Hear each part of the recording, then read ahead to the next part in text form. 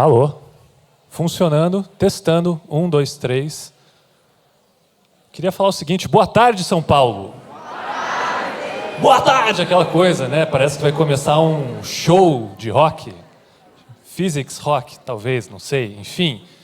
Gente, primeira coisa, queria agradecer os organizadores do evento pelo convite, a oportunidade de estar aqui.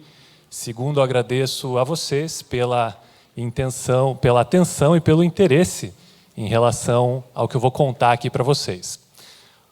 O meu nome é Gabriel, eu sou físico e eu estudo os limites da consciência.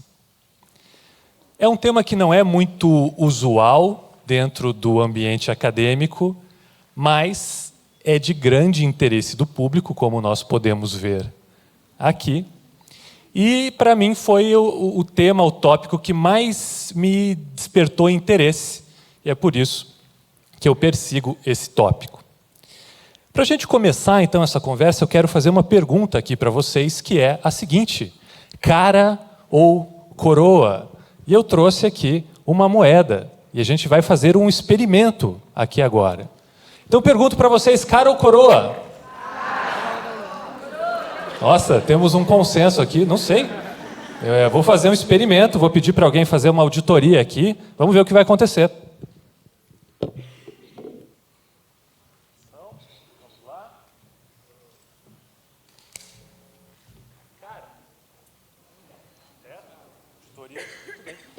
Cara, ok. O que acontece se eu continuar jogando essa moeda? E jogo outras vezes. Umas horas vai dar cara.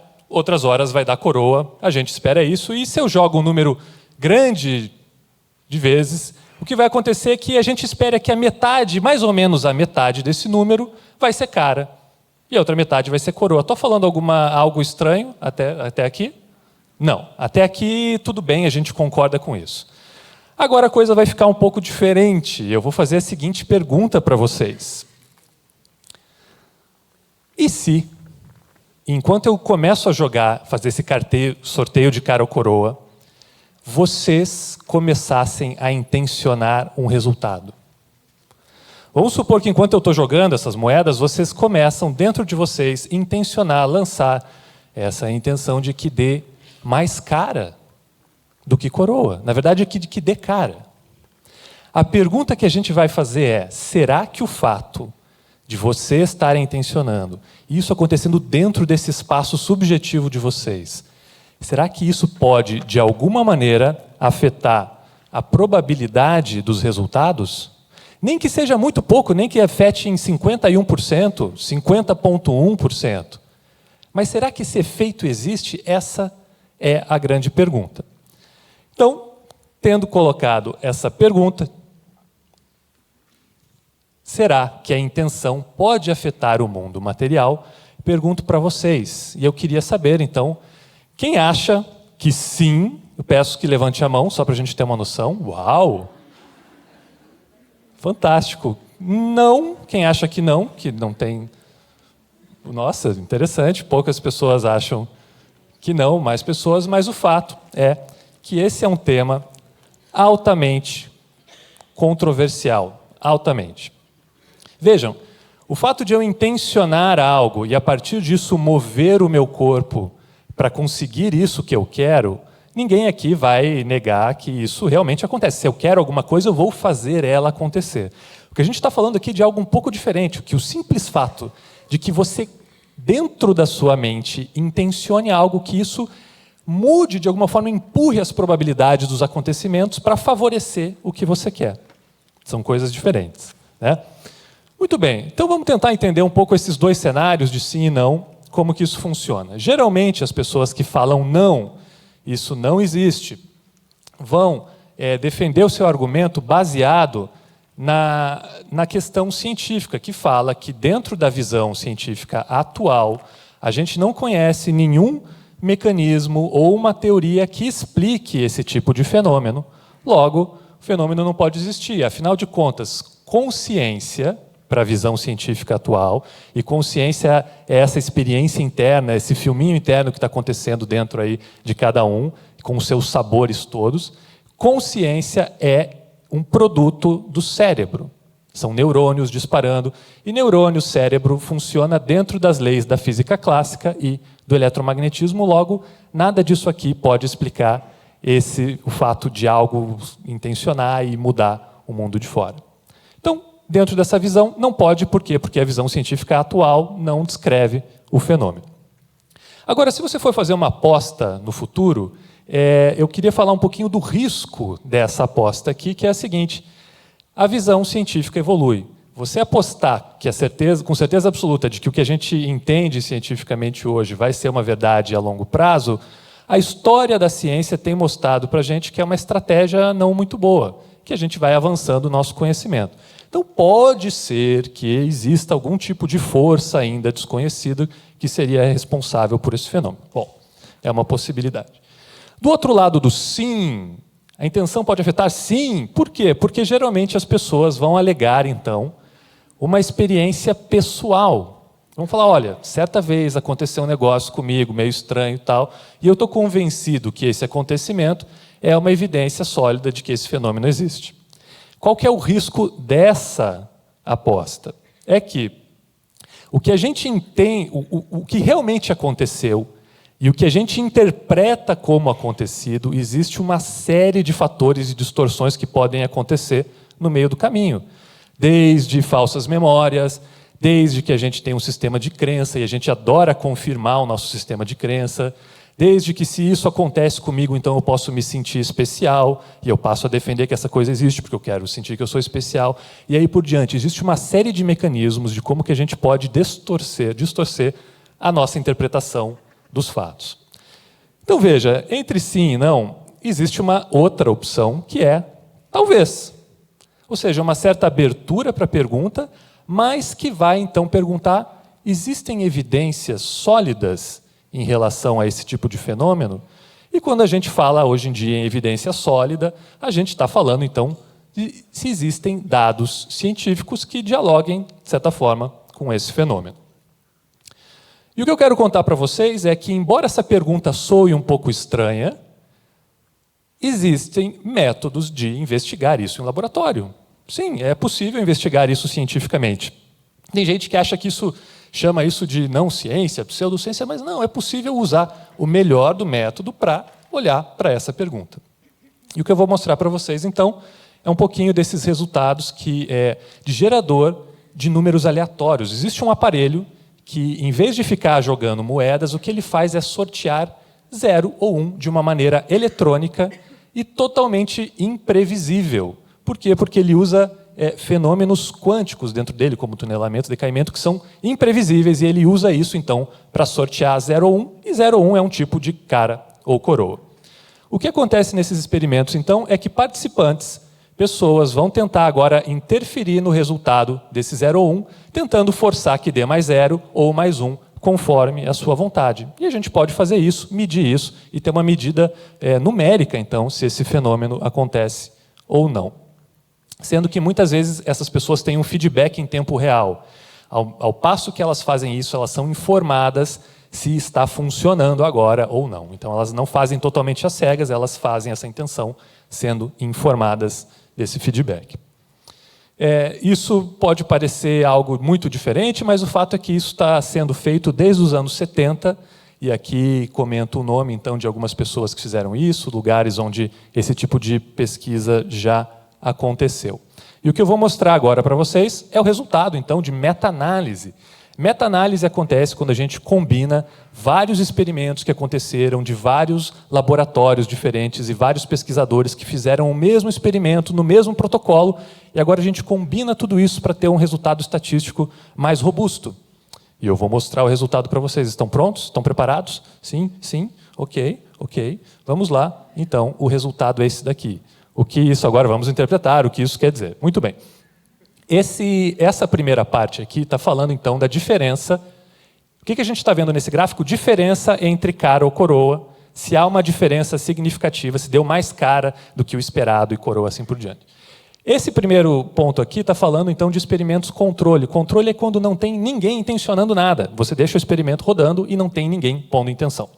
Muito bem, nesses experimentos sem ninguém intencionando nada, a gente vê que o resultado é compatível com zero, ou seja, a diferença entre cara e coroa é irrelevante. É o mesmo número estatisticamente de cara e coroa. Já quando eu coloco pessoas intencionando algo, surge uma diferença que não é compatível com zero, surge um certo efeito que, por mais que seja pequeno, não é possível de ser descartado como acaso. Isso é o resultado dessa meta-análise. A outra tem um resultado um pouquinho mais fraco, mas ainda significativo, e existe um grande debate entre esses dois autores, porque o segundo vai falar que tem algo errado nisso, o primeiro defende que está certo. O fato é, existe debate, não tem nada muito consensual sobre se o fenômeno existe, embora, já nesse caso aqui, existam evidências interessantes. Muito bem, se a gente pode fazer essa pergunta para moedas, para bits, a gente pode fazer essa pergunta para qualquer coisa no mundo, qualquer coisa que existe, em particular a luz.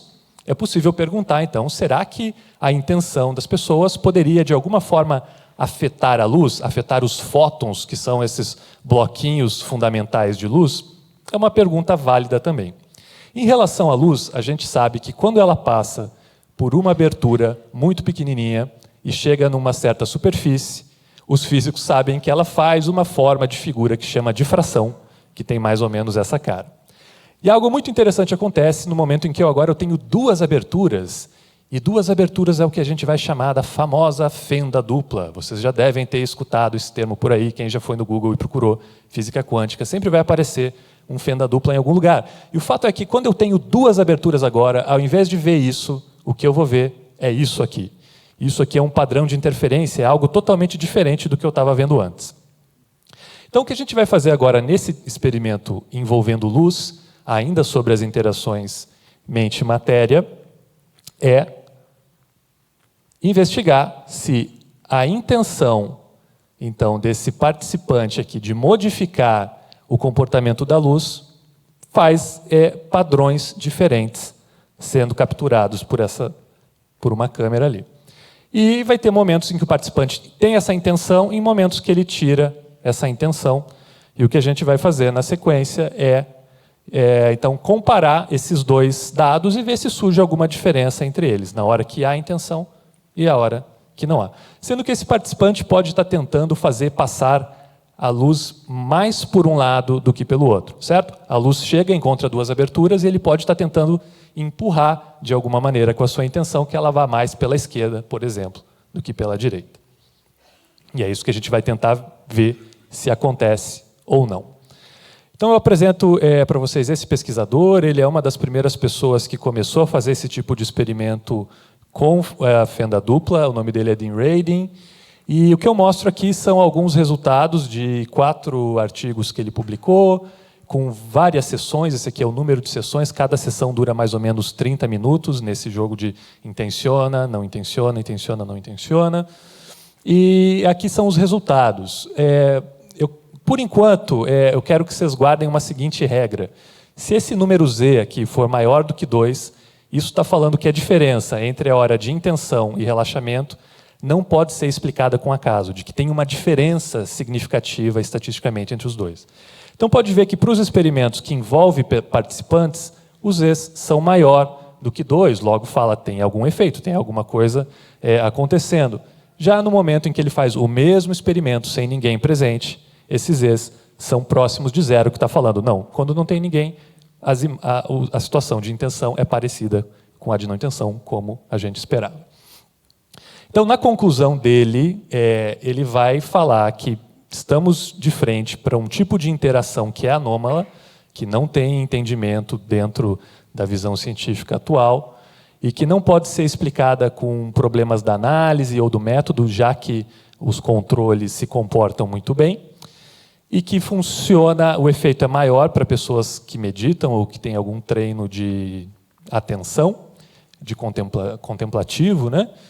E que esse efeito, pior ainda, ele não diminui com a distância. Ele fez o experimento pela internet também, as pessoas recebendo esse feedback à distância, e viu que o efeito parece que funciona à distância, inclusive. O que isso faz, para mim, faz isso aqui. O alarme toca. E devia tocar para um monte de gente, na verdade, que fala, bom, se o que ele está falando aqui, se esse tipo de experimento for replicável, se outra pessoa faz esse experimento e tem resultados semelhantes, o que acontece é que a gente descobre que estaria de frente de uma anomalia. E os cientistas sempre caçam anomalias. A gente quer se deparar com algo estranho no laboratório que não tem explicação. Por quê? Porque alguém vai ganhar um prêmio Nobel em algum momento. Quem explicar isso aí, fato. Quem explicar isso aí vai ganhar um prêmio Nobel. Então, geralmente, isso é algo que atrai muito a atenção dos cientistas e as pessoas querem, então, investigar isso. Não é o caso com esse tema, como eu falei para vocês, esse alarme está tocando já há um bom tempo em relação principalmente aos geradores de números aleatórios. Começa em 2012 com essa história do DIN-rating, mas isso acaba que não é um tema muito usual, existe um certo tabu, inclusive, quando a gente tenta falar desse tema nos meios acadêmicos. O fato é que eu vi isso e eu falei, cara, isso é a coisa mais incrível, me interessa investigar isso, eu quero saber se isso é verdade ou não. Então, a partir dessa grande curiosidade, eu começo a propor essa replicação desse experimento, então, na Universidade de São Paulo, como um pós-doc, que começa em 2015, e fui pós-doc no Instituto de Psicologia, então, para fazer essa investigação. O meu supervisor foi o Wellington Zangari, que é o coordenador do Interpsi, que é um grupo que estuda a psicologia anomalística. E a pesquisa aconteceu, a coleta de dados aconteceu num laboratório multiusuário do Departamento de Física da Universidade de São Paulo. Muito bem, uma parte importante desse processo foi arrecadar fundos, e essa pesquisa, final de 2015, teve esse crowdfunding, está aqui o link dele, e eu passei, então, o chapéu virtual perguntando para as pessoas, vocês se interessam por esse tema? E o fato é que, então, que 412 pessoas falaram sim, me interessa, e toma aqui alguns reais para você investigar isso. Tem alguém aqui que colaborou? Tem alguém? Muito obrigado para vocês, para todos vocês que estão aqui, inclusive. Valeu, obrigado. Agradeço muitíssimo. E hoje é um dia especial, porque é a primeira vez que eu vou falar, então, dos resultados dessa pesquisa em público. É a primeira vez que isso acontece. Sentiram um arrepio aí? Eu senti aqui. Muito bem. Então tá, deixa eu mostrar para vocês o equipamento que eu usei para coletar esses dados. Essa daqui é uma visão geral desses equipamentos. Eu vou explicar em detalhes cada um deles, mas basicamente a luz laser sai daqui, chega aqui na fenda dupla, tem uma câmera aqui atrás, e aqui eu tenho os sensores que medem campo magnético e que monitoram a temperatura da sala. Um por um. Laser. O laser é um diodo laser, é uma pecinha desse tamanho, ela é pequenininha. Eu mostrei essa imagem para uma amiga e ela viu e falou: nossa, uma moeda de 1 centavo! Que raridade! Não é para prestar atenção na moeda de 1 centavo, é para olhar aqui, ó. Nessa pecinha pequena, que é o diodo laser, que vai conectada aqui, que tem uma plaquinha que regula o circuito elétrico dela, então vai sair uma luz vermelha laser dessa pecinha. Essa luz vermelha, então, vai encontrar uma plaquinha de metal que está aqui, e aqui atrás tem uma câmera. Essa plaquinha de metal é aqui, eu tirei uma foto e ampliei, essa é a famosa fenda dupla. Por quê? Porque tem 2 risquinhos, 2 aberturas que são muito fininhas, inclusive a espessura de cada uma delas é 10 micrômetros, sendo que a espessura de um fio de cabelo nosso é 70 micrômetros. Isso aqui é 7 vezes mais fino do que um fio de cabelo. Por onde passa a luz tem 2 dessas, e elas estão separadas, então, por uma distância de 200. Bem maior, né? 3 fios de cabelo. Tá bom? Então, 2 fendas dupla. E atrás disso aqui, então, vai ter esse quadradinho, que é uma câmera. E a câmera, então, vai registrar aquele padrão de interferência. Como é que é esse padrão de interferência? Tem essa cara. Isso daqui é um exemplo de uma foto que essa câmera tirou quando a luz passou por ali. Tem esses altos e baixos, é o que a gente chama de um padrão de interferência. E essa foto aqui, então, tem 1.264 valores, números que compõem ela. Sendo que o meu equipamento está tirando 10 fotos por segundo. Então, o que eu estou fazendo o tempo inteiro no experimento é tirando essas fotos 10 vezes por segundo. O que vai ser feito na sequência é processar e transformar essa informação em um número só. Eu vou transformar 1.264 números em um só, através de um algoritmo, e esse número vai me representar a quantidade de luz passando por uma das fendas, a razão entre uma em relação à outra. Então, eu vou transformar essa informação num número que me representa isso. Quanto de luz que está passando por uma das fendas da esquerda comparado com a direita. E quando eu coloco esse... E aqui, então, eu estou mostrando para vocês esse um número agora, ao longo de uma sessão que dura 30 minutos. Isso gera... 30 minutos vai gerar aproximadamente 16 mil quadros disso. Eu não sei se vocês vão conseguir ver daí, mas tem faixas um pouquinho mais escuras, claras. As faixas escuras são os momentos de intenção e os momentos claros são os momentos que a pessoa relaxa de fazer qualquer intenção. Então vocês podem ver que ao longo desses 30 minutos fica alternando intenção, relaxamento, e eu coleto esse dado então ao longo de 30 minutos. Eu já vou voltar a falar dele, só deixa eu contar um pouquinho mais do restante do experimento. Eu comentei com vocês que tem sensores então de campo magnético e sensores de temperatura. Por que eu estou fazendo isso? Porque eu estou monitorando essas variáveis para saber se eu ver algum efeito de diferença, se ele não pode ser explicado porque aconteceu uma mudança de temperatura na sala, ou porque o campo magnético variou de algum modo. Então, porque eu estou tentando medir um efeito que acontece ali que não pode ser explicado por coisas que a gente já conhece. Então, eu monitoro o que a gente já conhece para depois incluir na análise.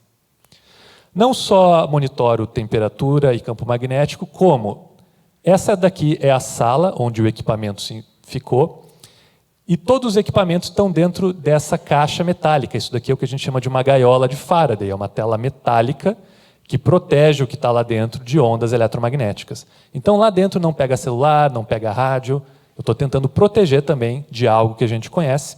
E, além disso, os equipamentos estão em cima dessa mesa, que tem alguns pistões, e essa mesa ela controla vibrações. Então, se o prédio chacoalha, se algo chacoalha, por ela ter esse pistão, o que está ali em cima fica bem paradinho, não sofre alteração de vibrações. Então, são os tipos de cuidado que eu tomo na hora de fazer essa medida.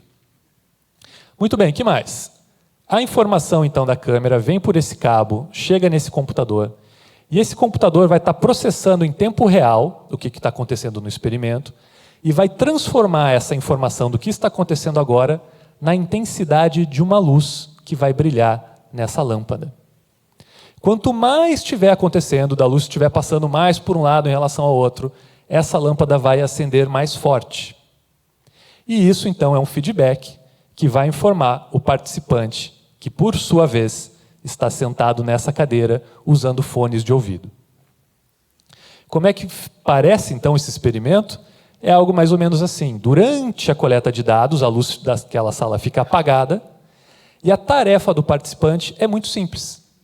Ele intenciona que essa lâmpada brilhe mais forte. E ele intenciona com a suposta tarefa, então, de tentar fazer que ela realmente brilhe mais forte, que seria um fenômeno que ele estaria... Por quê? Porque se a lâmpada brilha mais forte, quer dizer que a luz está passando mais por um lado. Só que seria uma tarefa, uma descrição muito abstrata, se eu chego para a pessoa e falo, olha, é o seguinte, tem uma fenda dupla, tem fótons atravessando ela, e você tem que intencionar que os fótons passem mais, que você colapse a função de onda. É muito abstrato. Então, para simplificar essa tarefa, eu simplesmente coloco esse feedback e falo, a sua tarefa é intencionar que essa lâmpada brilhe mais forte. Eu não sei como você faz isso, mas você pode usar a sua bagagem interna, suas experiências de vida, e eu vou te dizer o que você não faz. Você não chega aqui e fica assim, eu quero, e sofre, cansa, e começa a sofrer. Não. Você faz isso de uma maneira desapegada. Você coloca a intenção de que isso aconteça, mas se não acontece, está tudo bem, está tudo certo. Você não deixa se abalar. Você não sofre. Equânime. Essa é a palavra. Então, essa é basicamente a tarefa do participante, e ele vai ter esse feedback. E quem são os participantes? Eu coloquei essa imagem justamente para dizer que não é esse tipo de gente extremamente habilidosa. Aliás, se vocês conhecerem alguém, depois me mandam um e-mail, me avisa aqui fora, tá bom? Conhecerem. Se alguém, inclusive, souber, fizer isso, quiser fazer uma demonstração, levitar essa garrafinha de água agora, seria incrível. Ok, agora não dá, né? Muita luz, entendi. Tá bom. Gente, os participantes não precisam ser pessoas extremamente habilidosas no fenômeno, basta... ou seja, eu não fiz nenhum tipo de pré-seleção ou teste para investigar se a pessoa tinha algum tipo de habilidade ou não. Bastava serem altamente interessados no fenômeno investigado. Então, os grupos em que esse convite foi direcionado foram meditadores, médiums de todas as religiões, terapeutas holísticos, psiconautas, pessoal que faz uso então de psicodélicos em contextos religiosos, né? Artistas, pessoal das artes marciais, atletas, e quem estava curioso e chegava e falava, cara, eu acho incrível, deixa eu participar disso. Vem. Por quê? Porque a gente quer pessoas que vão se comprometer a fazer a tarefa. Se senta alguém ali e fica, não sei se esse negócio existe, deixa eu ver como é que esse treco funciona, não está desempenhando a tarefa. Então, foi por isso que eu busquei pessoas nesses grupos. Como é que funciona o procedimento, então? O participante está lá sentado na cadeira, está olhando para aquela lâmpada e vai ter, então, esse momento de intenção, no qual a lâmpada acende, ele recebe uma informação no fone que fala agora, concentre-se. Inclusive, a minha voz é mais ou menos assim, incrível. Agora, concentre-se. E aí o participante, então, nesse momento, vai intencionar que essa lâmpada aqui, a luz, brilhe o mais forte possível, daquele jeitinho que a gente combinou. Sendo que, na sequência, vai vir, agora, relaxe. E aí a lâmpada apaga, a pessoa para de receber feedback do que está acontecendo e, então, durante esse momento, já não põe mais a intenção de que algo aconteça, agora ela para de pôr intenção. E isso vai ficar alternando. Então, intenção, relaxamento, intenção, relaxamento. Isso vai ficar se alternando, sendo 40 rodadas, 20 de intenção, 20 de relaxamento, 30 segundos cada. Do total, isso aqui vai durar 30 minutos. E no final, então, do experimento, eu vou ter 6.000 fotos da câmera na condição de intenção e 6.000 fotos na condição de relaxamento. O que eu vou fazer na sequência? Comparar essas duas amostras e ver se existe alguma diferença estatística entre elas. Uma informação importante, depois que a pessoa então sai da sala, depois de 10 minutos, começa o que eu chamo de uma sessão experimento controle, que é o mesmo procedimento, o mesmo software rodando, a mesma coleta de dados, com a diferença de que não tem ninguém sentado na cadeira observando o feedback. Então não tem pessoas participando do experimento, é só o equipamento rodando, mas da mesma forma com o mesmo software. E a gente vai fazer também, aplicar o mesmo teste nos dados de controle para ver o que acontece. Falando então um pouquinho dos dados, esse daqui eu mostrei para vocês, era a maneira como esses dados aparecem para mim. Então isso aqui é dado de uma sessão. E o que eu vou fazer agora é comparar então o momento de atenção com o momento de relaxamento. O que eu estou fazendo aqui é desenhar então a distribuição dos dados de intenção, que é o azulzinho, e de relaxamento. E eu quero saber se o centro dessas duas coisas está mais ou menos um em cima do outro, ou se um está mais para a direita e outro está mais para a esquerda, ou seja, se há uma diferença, um afastamento. Se o valor dessa variável aqui é maior nos momentos de intenção. Porque se ele é maior, quer dizer que a pessoa conseguiu, de alguma maneira, fazer a luz passar mais por um lado em relação ao outro. Lembre, isso aqui é a luz passando mais por um dos lados. E eu quero ver se a pessoa realmente conseguiu fazer isso. Muito bem, então me interessa essa diferença entre a média dos valores de intenção com a média dos valores de relaxamento. Eu vou calcular essa distância e vai ter um procedimento estatístico aqui no meio, que a gente vai permutar as condições então, de momento de intenção e relaxamento, para eu saber o quanto especial é essa distância. E, então, o que eu vou conseguir medir depois desse procedimento aqui é um Z, isso aqui é um desvio padrão, isso aqui está associado, então, a uma probabilidade de que essa distância aconteça ao acaso ou não. O que eu quero que vocês guardem como informação agora é que, se esse z, o módulo dele for maior do que 2, estatisticamente, a diferença é significativa, quer dizer que é pouco provável como acaso. Diferença entre quê? Lembrem, entre as fotos que eu tirei no momento de intenção e relaxamento, e é o que a gente quer saber, se elas são diferentes ou não. Então a gente vai ficar olhando para esses z's. Antes de mostrar os resultados, eu quero falar como que acontece o desenho, então, de um estudo científico desse tipo.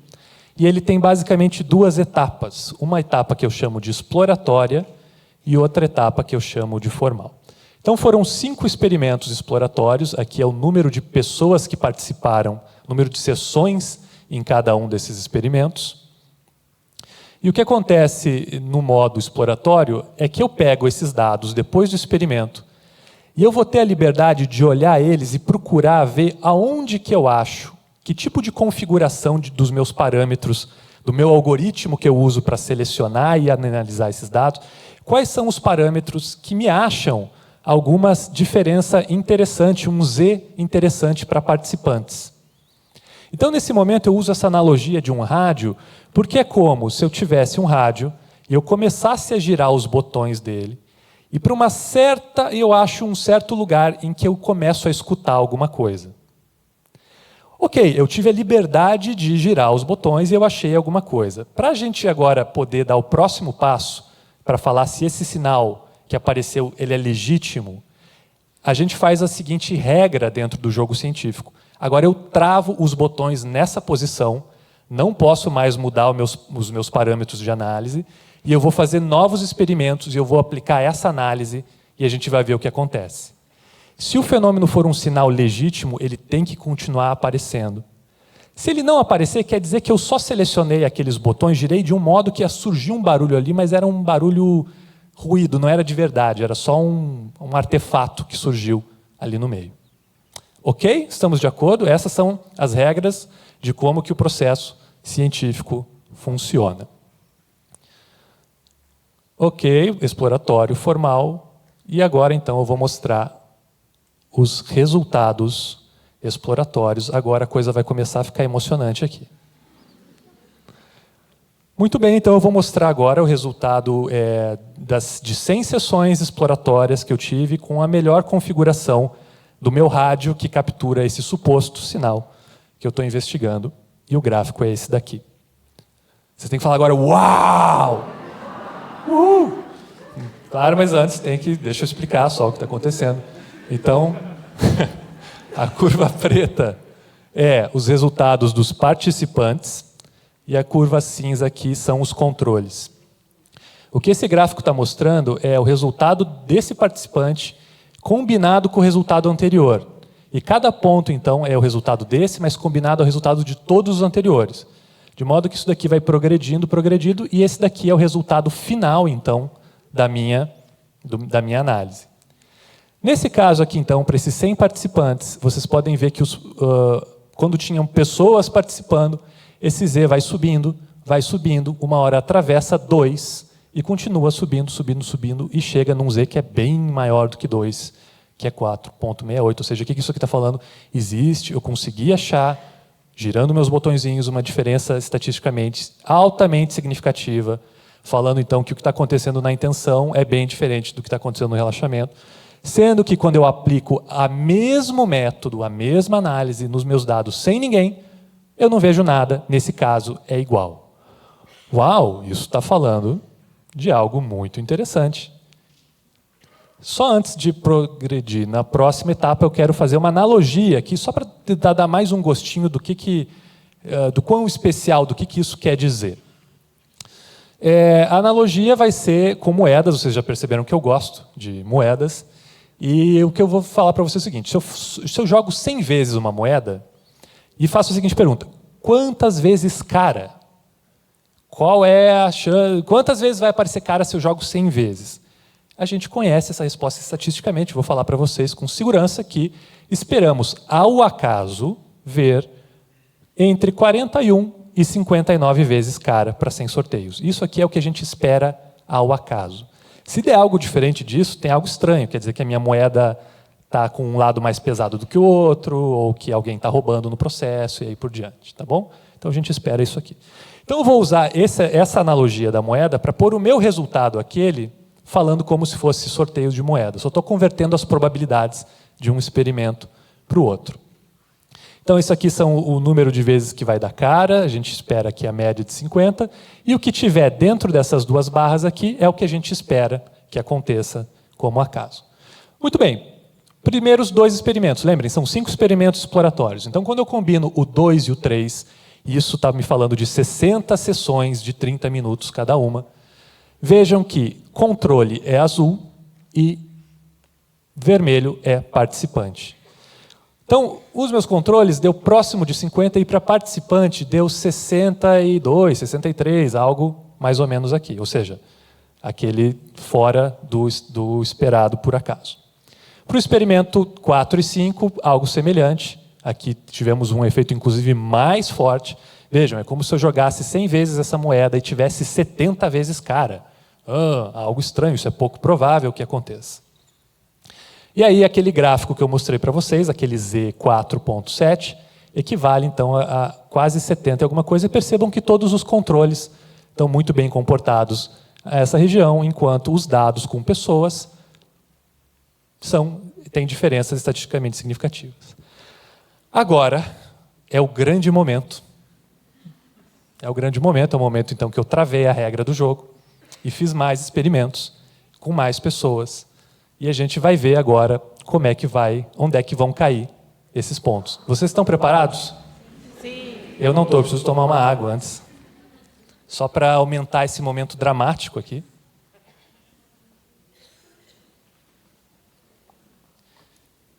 Quanto tempo temos? Mais 2 horas, falaram. Não. Ok, temos tempo infinito. Muito bem. Rufem os tambores. Atenção! Gente, eu estou nervoso. Vocês estão nervosos? Vocês imaginem como que eu estava quando eu fiz esses experimentos. É um momento muito interessante. Um momento de falar, bom, agora vamos lá. Muito bem, atenção. Então, eu vou mostrar aqui o resultado do experimento 6 e 7.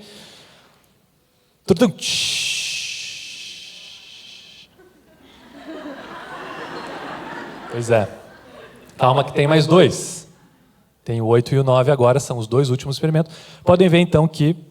Opa! 8 e 9. O que aconteceu no 8 e 9 o resultado deu significativo, mas ele inverteu. As pessoas estavam pedindo que desse mais cara, mas deu mais coroa. Deu 35 vezes, o que é estranho. Ou seja, deu significativo, mas veio invertido. Caro telespectador, venho fazer um parênteses para lembrar que o lançamento de moedas nessa transparência é apenas um recurso didático que eu estou usando para mostrar quanto especiais são as probabilidades associadas aos Zs encontrados nos experimentos da fenda dupla. Ou seja, os experimentos não usaram moedas, e sim luz. Assim, quando digo que as pessoas estavam intencionando mais cara, estou querendo dizer que no experimento de fenda dupla elas estavam intencionando que passasse mais luz pela fenda esquerda. E que o resultado invertido acontece como se a luz tivesse passado mais pelo lado direito, na direção oposta da intenção de privilegiar a fenda esquerda. O que acontece com isso daqui é que agora, para eu pegar o resultado final desses 4 experimentos, eu vou ter que combinar esses 2. E quando eu combinar esse daqui com esse daqui, o que acontece é isso aqui. Então, o resultado final, combinando todo mundo, ele deu compatível com nenhuma diferença. Como se intenção e relaxamento fosse equivalente. Sendo que no meio do caminho aconteceu esse negócio estranho que eu não estava prevendo. Como eu não previa isso, eu não coloquei nas regras do jogo que o sinal não interessava ou algo desse sentido. Mostrando aquele gráfico, então, para esses resultados, é mais ou menos isso. 6 e 7 tem esse tipo de comportamento, e bateu, quase deu lá no 2, bateu na trave. E o 8 e 9, ele teve um resultado que foi interessantíssimo, altamente significativo, mas ele ficou negativo o resultado. Quando eu combino o positivo com o negativo, acontece então isso aqui, e ele vem parar aqui em ponto 8, ponto 31. O que é dentro daquelas regras então que eu defini, estão falando o seguinte, que o experimento, então, para valer, falha em encontrar o fenômeno.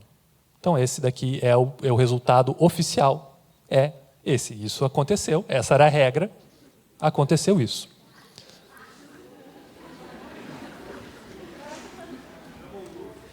O que acontece na sequência é que a gente pode fazer um que a gente chama de análise pós-hoc, é uma análise que agora, ok, acabou o experimento, agora eu vou mudar uma regrinha só para ver o que acontece e refazer a análise. E a regra que eu faço agora é combinar então os resultados pegando o z ao quadrado. Quando eu faço isso, não me interessa mais o sinal, se é positivo ou negativo, só me interessa o tamanho, a magnitude desses valores. Então agora eu vou combinar os resultados exploratórios e formais usando uma análise em que não me interessa se foi cara ou coroa. O que importa é que fugiu daquela regiãozinha que a gente espera. E quando eu faço isso, então, para os experimentos 6 ao 9, nos participantes, eu volto a ter um z significativo, no caso 2,75, sendo que todos os controles, aqui essa primeira linha fala dos experimentos exploratórios, aquele de 1 a 5, e aqui dos formais, então. Então, vejam, nesses dois casos, os participantes são significativos, os controles não são significativos, e isso está resumido nessa figura aqui, sendo que o lado da esquerda, então, fala dos exploratórios, os cinza são os controles, podem ver que os controles, essa barra está falando que esse valor está algo por volta dessa região 0, ou seja, não há diferença entre intenção e relaxamento, sendo que, para os participantes, o valor está algo nessa região, existe um efeito, então, que não é compatível com 0. E quando eu faço a mesma análise, então, para os outros dados, eu agora vejo que os participantes no formal dá significativo. Tá? Só que dentro das regras do jogo científico, o que eu teria que fazer agora é travar essa regra e falar que eu tenho que analisar usando o z ao quadrado em vez do z e fazer mais experimentos. Infelizmente, eu não tive essa oportunidade, eu tive que fechar, terminar o experimento, e essa pergunta, então, fica em aberto. O que é interessante a gente ver é que os dados de controle sempre, em qualquer coisa que foi feita, não são significativos, e essas diferenças que eu encontrei nesses dois casos, eu não consigo explicar elas como variação de temperatura ou campo magnético. Lembrem que eu estava monitorando isso. Qual é a conclusão, então? A conclusão do estudo é: o teste formal falha em replicar o efeito encontrado nos exploratórios. Uma análise feita com aquela nova regra em que não importa o sinal mostra um resultado significativo naqueles dados nos últimos 4 experimentos. E agora é preciso fazer mais experimentos registrando essa nova regra. Resumindo, as interações mente-matéria existem? E a resposta, por enquanto, é talvez. Mais dados são necessários. Vocês estavam esperando um sim ou não? Eu também estava esperando um sim ou não. Vejam, o que eu acho interessante dentro disso é que a resposta aqui poderia ser não, poderia ser sim. Poderia ser sim, poderia ser não. O que eu sinto em relação a isso, essas diferenças que apareceram, mesmo invertendo o sinal, é que eu me sinto motivado a continuar essa exploração. Eu acho que tem algo interessante acontecendo. Não estou certo, não dá para dizer que existe um fenômeno óbvio acontecendo, de que o fenômeno existe e aí por diante. Mas tem algo que merece mais esforços para tentar ser melhor entendido e que, se outras pessoas entrassem nesse esforço, isso seria muito interessante, se outros cientistas começassem a fazer esse mesmo tipo de experimento para a gente tentar entender, porque, afinal de contas, ciência é feita em vários grupos e tentando replicar os resultados, e aí por diante. E quem quiser, então, ter mais informações, aqui tentar falar disso em 1 hora é um desafio enorme, né? Tem, aqui nesse endereço, então, tem os resultados de um artigo, de um texto onde estão. Então, está tudo isso bem documentado. Estou vendo as pessoas apontando câmeras aqui para mim, claro.